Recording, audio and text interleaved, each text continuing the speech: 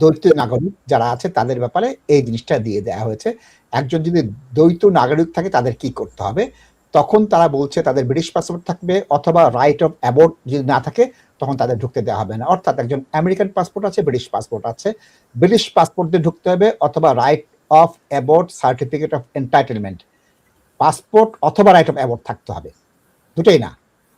অর্থাৎ একজনের right of aboard আছে কিন্তু তিনি ব্রিটিশ পাসপোর্ট নেননি, অন্য দেশের পাসপোর্টে আছে, তিনি ঢুকতে পারবেন অথবা ব্রিটিশ পাসপোর্টধারী ঢুকতে পারবেন।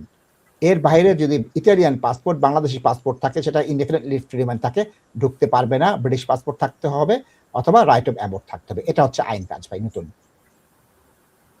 সো দর্শক, এখানে কনফিউশনের কিচ্ছু না। আপনাদের দ্বৈত নাগরিকত্ব এটা কখনো ক্যান্সেল করা হচ্ছে না, এবং আমি এটা সরকারকে পুরোভাবে সাপোর্ট করতেছি। আপনি যদি এই দেশের ব্রিটিশ নাগরিক হন, আপনি এই দেশের পাসপোর্ট নিয়েই আসবেন। আপনার যাওয়া আসা, অ্যারাইভেল, ডিপারচার সব একটা গণ্ডির মধ্যে থাকতে হবে। এবং এইটা নিয়ে মানুষ, নাশিদ ভাই, অনেক ক্রাইম করে, মানুষ অনেক বেনিফিটস ফ্রড করে, অনেক কিছু করে। দর্শক, এগুলা আমার নিজের জানা মতো, এবং আমি সরকারকে এইটা ফুললি ইন্ডোর্স করতেছি ফর দিস স্ট্রিক্ট ল। এটার কোনো ক্রিটিসিজম আমি দেখতেছি না। শুধু রাইট অফ অ্যাবোর্ডের ব্যাপারে ওরা যেটা বলছে যে এটা নাশিদ ভাই স্লাইটলি মিসইন্টারপ্রিটেড।